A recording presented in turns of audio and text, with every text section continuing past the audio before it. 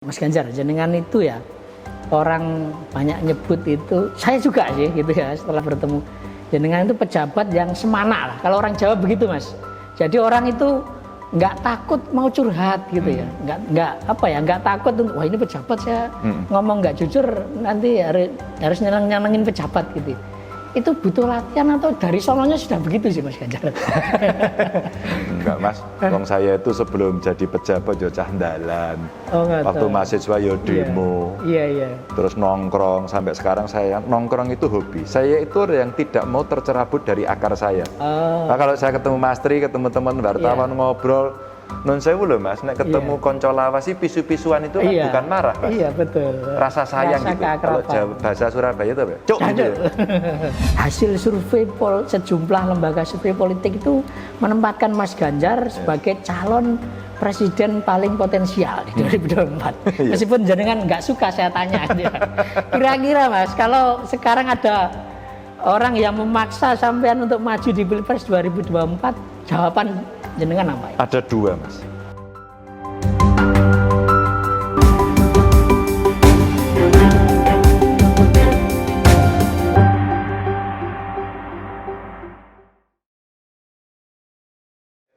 Assalamualaikum warahmatullahi wabarakatuh, Tribuners dan pembaca harian Surya dimanapun berada. Kembali bertemu dengan saya Tri Mulyono. Kali ini saya kedatangan tamu istimewa, orang sangat terkenal di negeri ini. Yuk kita sapa Mas Ganjar Pranowo, Gubernur Jawa Tengah. Assalamualaikum. Waalaikumsalam Mas Tri, sehat ya? Alhamdulillah. Terima kasih nih sudah mau bergabung di Surya, Mas Ganjar. Ya. Kita tahu hampir semua wilayah terdampak pandemi COVID-19. Iya. Cuman saya lihat ini Mas Ganjar gencar sekali untuk berkampanye agar ekonomi segera tumbuh. Itu ya, mulai kampanye beli produk tetangga, bahkan jualan di lapak IG, Instagram. Kira-kira dampaknya sejauh ini kayak apa Mas Ganjar? Barangkali di Jawa Timur juga bisa jadi contoh nih untuk Jawa Timur. Loh, saya itu nyontoh Jawa Timur. Nyontoh Jawa Timur. Iya. Tapi kira-kira dampaknya di Jawa Tengah kayak apa Mas? Gini Mas, sebenarnya ini kan ketika pandemi terjadi banyak yang panik. Panik gak ngerti masa depan kita entahlah. Betul. Nah, maka kemudian butuh terobosan. Lalu saya ada survei kecil gitu. Untuk pengusaha-pengusaha kira-kira yang kecil terutama ya. Kira-kira masalah panjenengan apa ya? Satu Pak, kami tuh pengen jualan online nggak ngerti caranya. Masalah kedua apa? Akses modal. Masalah ketiga apa? Packaging. Ternyata itu. Wabil khusus UMKM ini. Karena seni pariwisata semuanya kukut Mas. Kulumbruk, kejet-kejet gitu kan. Nah pada saat itulah kemudian apa ya caranya? Saya terinspirasi dari survei kecil ini bahwa dia pengen jualan online nomor satu Mas. Maka kemudian kalau kamu harus work from home, kamu harus di rumah semuanya, stay at home, kamu tinggal di rumah, maka dari rumah kamu bisa bekerja apa? Sementara sebelum pandemi kan terjadi cara bisnis baru ya. Jadi orang beli dengan ojol dan sebagainya. Ya wes berarti kamu sebenarnya bisa kerja di rumah. Maka ayo sekarang kita mulai mencari cara dagang yang lain, online. Jadi sebenarnya saya lebih mengencourage, menginspirasi agar kamu jangan cepat-cepat frustasi. Karena ini disrupsi memang lagi terjadi. Jadi kita harus mencari jalan keluar. Lah jalan keluarnya sing pundi Pak? Lambo. Aku juga tidak tahu gitu loh. Tapi kan kita harus mesti ikhtiar, kita coba. Ya. Karena seluruh dunia belum pernah punya pengalaman ini. Usia kita kan belum ya. Kecuali flu Spanyol dulu. Jadi lebih pada bagaimana mendorong mereka. Ada yang tertarik dan ada yang tidak. Pilihan aja. Dan ketika itu dipraktekkan dalam Mas Ganjar bantu jualan, dampaknya memang ada yang Mas, penjualan mereka memang naik. Saya tidak punya data detail, tapi pernah terjadi begini. Tiba-tiba ada orang ngirimin barang ke rumah. Itu bentuknya iki loh Mas, apa jenenge dinggo ngangkat panci kalau masak itu, sarung tangan gitu. Terus masker, ini dari batik, dari lurik gitu. Terus apalagi ya, masker itu sama peralatan dapur lah pokoknya, tapi dari kain. Itu bagus banget kemasannya. Terus saya buka, dia tulis tangan. Pak Ganjar, terima kasih, saya sudah dibantu jualan di #Lapak Ganjar di IG Bapak. Saya sudah frustasi, kemarin saya mau pameran nggak jadi, saya pernah bekerja di perusahaan besar dan hari ini saya kok kembali bersemangat. Mohon izin Pak, Bapak kerso menerima karya kami. Itu. Terus kemudian saya penasaran, ternyata di Salatiga, saya datangi Mas. Iya. Bu, ketemulah, kaget dia, saya datangi mendadak stres. Stres. Mungkin senang, bahagia, terharu atau apa, saya nggak ngerti. Tiba-tiba, loh Bu, kok Anda begitu itu gimana? Gini loh Pak ceritanya, saya tuh tanya sama orang. Setelah saya ikut Lapak Ganjar itu, saya tanya orang, kok ada pesanan tiba-tiba hari itu, terus telepon. Jadi kan dari mana? Dari Jakarta, pesan apa? Masker yang desain ini bisa nggak? Bisa. Saya buat ini nggak bisa? Bisa gitu. Bapak tahu dari mana? Dari Lapak Ganjar. Order kedua, tanyain, Bapak tahu dari mana Lapak Ganjar? Sampai 4 kali. Pak, ternyata saya laku dari tempat Lapak Ganjar. Terus akhirnya saya sibuk Pak sekarang. Loh. Kemarin nggak bisa jualan? Enggak Pak. Terus gimana? Penjualan saya naik 350%. Ini contoh satu aja. Satu aja yang saya kasih contoh yang baik gitu ya. Terus kemudian apakah yang lain begitu? Yang lain minimal dikenal katanya. Nah, dari situlah kemudian saya sampaikan, kan jenengan pengen jualan online. Jadi yang kita miliki saja, orang ndake-ndake gitu. Nggak usah cari yang lain, yang kita miliki, kita optimalkan, kita bisa jalan. Setelah itu saya buat pelatihan. Sampai pelatihan juga Mas. Marketing online. Saya ajaklah marketplace yang sudah unicorn itu. Iya. Datang melatih dan free. Gitu. Akhirnya saya buat co-working space, namanya Hetero Space. Kumpullah semua orang. Mas, itu memang khusus untuk pelaku UMKM di Jawa Tengah atau bisa juga nih barangkali teman-teman di Jawa Timur mau numpang ini juga endorse Mas Ganjar, boleh nggak itu? Boleh lah. Jadi awalnya sebenarnya saya memang untuk Jawa Tengah, tapi yang namanya alat ini kan nggak ada teritorinya Mas. Betul. Begitu kita template ya kayak jenengan punya tribun online itu kan sama, langsung seluruh dunia, worldwide kan, betul kan? Nggak dibatasi khusus pelaku UMKM Jawa Tengah ya? Saya awalnya saya batasin, tapi saya punya pengalaman. Saya ke Galek, kampanye waktu itu, kampanye di sana ngobrol, saya ditunjukin UMKM bagus-bagus. Terus ngobrol, Mas, boleh nggak kami jualan di #Lapak Ganjar? Loh, boleh lah kalau mau, silakan. Begitu tuh mau, Jogja, Jawa Barat. Nah sekarang mulai melebar ke sana. Jadi hari ini hari Minggu, saya #Lapak Ganjarnya jualan manuk Mas, jualan burung. Kekasan ya. Burung. Itu dibikin Mas akhirnya, dibikin klaster-klaster begitu. Betul. Jadi minggu lalu kita jualan ikan hias. Yang paling laku apa Mas? Cupang.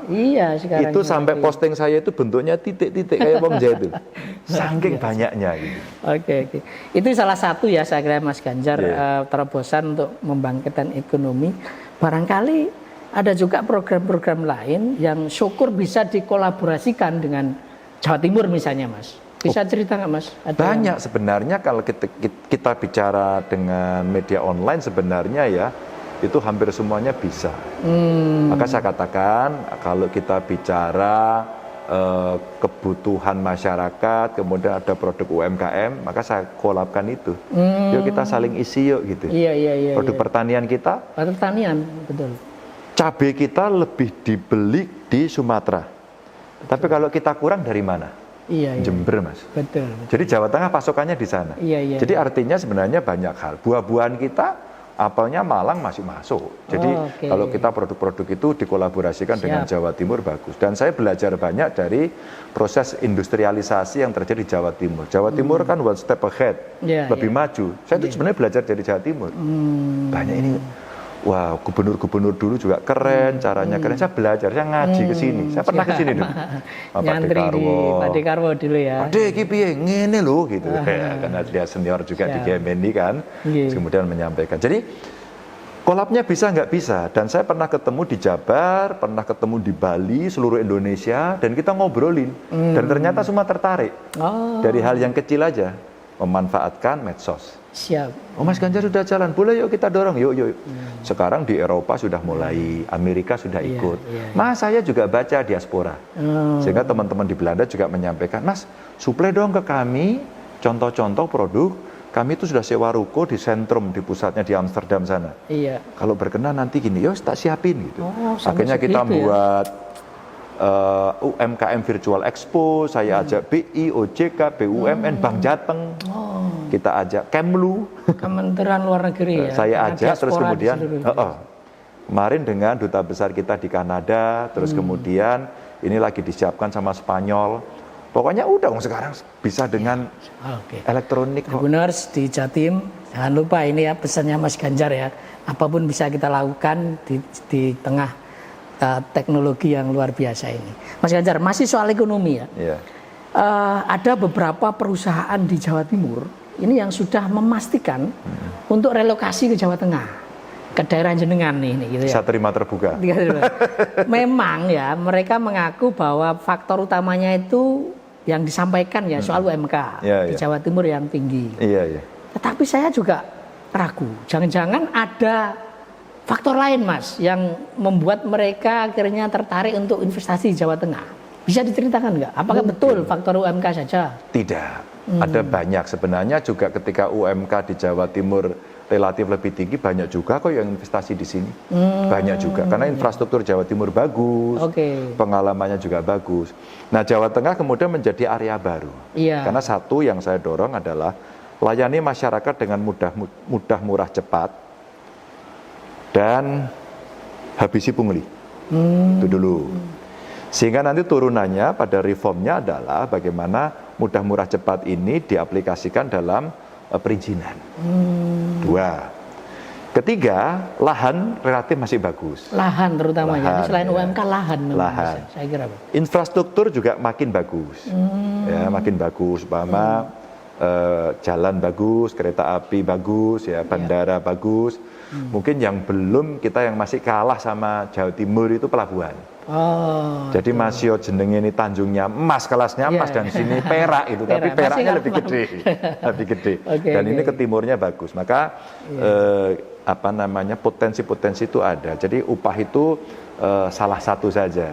Nah, ketika kemudian selebihnya kita bisa memaintain relasi, itu juga orang mungkin jadi pilihan. Sehingga pernah ada investor dari Amerika. Saya tanya, kenapa Anda tertarik di sini? Jawabannya menarik, because of you. Terus saya bilang, wah ini. Ternyata dia cerita bahwa saya tuh pernah 2 kali ketemu dia pada saat saya memaparkan.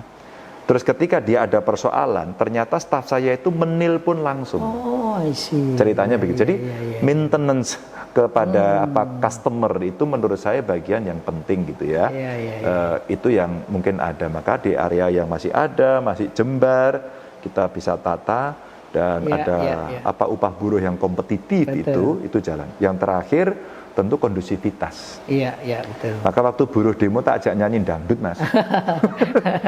Nanti nggak jadi demo ya. Jadi gini, sebelum dia demo kan intelijen sudah ngelapori. Mas Ganjar besok mau demo ini kapan? Minggu depan. Oke, masalahnya apa? Undang-undang Cipta Kerja. Oke, apa yang dipersoalkan? Dia nggak setuju. Kenapa dia nggak setuju? Orang ngerti. Maka saya telepon DPR, saya telepon menteri, saya kumpulkan. Ini saya bagikan kepada mereka. Tolong ini dipelajari, yang nggak setuju sampean centang. Terus dia konfirmasi. Setelah konfirmasi, ya wes, saya jelaskan ya, 1, 2, 3, 4. Loh Pak, kalau gitu baik dong Pak. Mulane. Tapi yang ini saya nggak setuju. Oke, yang ini bunderi. Nanti kita negosiasi ya. Pak kan mau demo, silahkan. 1, jangan merusak. Demo Mas, tak ajak nyanyi dangdut. Oke. Soal kondusivitas Mas Ganjar. Kita tahu Mas Ganjar itu dikenal pluralis lah ya, NKRI harga mati gitu ya kampanye. Nah ini maknanya apa sih Mas Ganjar ketika jenengan mengelola daerah yang sebetulnya keberagamannya sangat tinggi di Jawa Tengah itu ya. Dan setahu saya di bawah kepemimpinan Mas Ganjar itu hampir tidak ada sesuatu gesekan yang mencolok lah di Jawa Tengah itu. Maknanya apa sih sebetulnya Mas? Soal pluralisme itu kayak apa penerapannya? Ada sih gesekan-gesekan mungkin nggak mencolok Umpama Solo gitu ya. Solo itu selalu menjadi cerita-cerita yang menarik. 2, kawan-kawan bupati wali kota keren-keren mengelolanya. Sekarang kota yang 4 kali berturut-turut sebagai kota paling toleran Salatiga. Iya. Justru karena plural, maka mereka bisa toleran. Nah, terus kemudian kita dengungkan ini. Memang ada beberapa, Mas, ketika kemarin istilah saya residu politik. Iya. Habis pilkada, habis pilpres, ada divided society, terbelah. Saya bilang, udah deh, ini 5 tahunan. Kalau besok salaman gimana? Tuh Pak Jokowi sama Pak Prabowo udah salaman, terus lu mau ngapain? Ya enggak? Betul. Wes kamu gelutan, bacok-bacokan, cakar-cakaran, gitu saya bergabung. Ini untuk Indonesia. Mungkin 5 tahun lagi kita akan bersahabat. Coba pikirin tuh yang nganggur berapa, bonus demografi. Kita mengejar ketertinggalan. Apa kita tidak mikir itu? Nah, kemudian kita mulai tegas. Wah, katanya di birokrasi dimasukin. Kepala sekolah mau saya lantik. Siapa nggak setuju Pancasila ngacung? Oh gitu. Nggak setuju NKRI ngacung. Kalau jenengan semua nanti ketahuan melakukan sesuatu yang secara nilai-nilai ideologis nggak sesuai Pancasila, apakah Anda setuju saya pecat? Yang nggak setuju ngacung, silakan keluar. Iya. Setuju semua? Setuju, Pak. Tanda tangan fakta integritasnya kasih ke saya. Sekarang pegang. Jadi ini tertulis, Mas. Maka pada satu harapan kita, ayo kita jangan bertengkar. Lebih baik kita hadapi politik pangan, kita hadapi politik energi, kita merespon bonus demografi yang semuanya itu butuh. Betul. Kemiskinan juga masih tinggi. Betul, Mas. Apalagi tambah pandemi nambah mundak mana Mas. Jadi makanya saya dorong itu untuk komunikasi lah, Mas, ngobrol. Oke, itu rahasianya itu ya ternyata. Enggak rahasia ini. Enggak rahasia. Oke, Mas, ini agak nyantai ya. Ini soal Mas Ganjar. Mas Ganjar, jenengan itu ya orang banyak nyebut itu, saya juga sih gitu ya setelah bertemu. Jenengan itu pejabat yang semana lah. Kalau orang Jawa begitu, Mas. Jadi orang itu nggak takut mau curhat gitu ya, nggak takut untuk wah ini pejabat saya ngomong nggak jujur nanti harus nyenengin pejabat gitu. Itu butuh latihan atau dari sononya sudah begitu sih Mas Ganjar? Enggak, Mas, wong saya itu sebelum jadi pejabat yo cah ndalan. Waktu mahasiswa yo demo. Iya. Terus nongkrong sampai sekarang saya nongkrong itu hobi. Saya itu yang tidak mau tercerabut dari akar saya. Nah, kalau saya ketemu Mas Tri, ketemu teman wartawan ngobrol, non sewu loh Mas, nek ketemu konco lawas sih pisu-pisuan itu kan bukan marah Mas. Iya betul. Rasa sayang gitu. Kalau bahasa Surabaya itu apa? Cok gitu. Begitu ketemu cok gitu itu kan ini tidak makian kan kadang-kadang ketemu teman lama itu ya seneng gitu. Betul. Nah, saya membiasakan itu. Maka kenapa OPD saya minta untuk bermedsos semua. Wajib. Iya. Dan rata-rata centang biru Mas. Artinya apa? Dulu yang birokrasi di atas senengnya dilayani, begitu dia bermedsos dibisui, dibully, itu uji nyali, uji mental.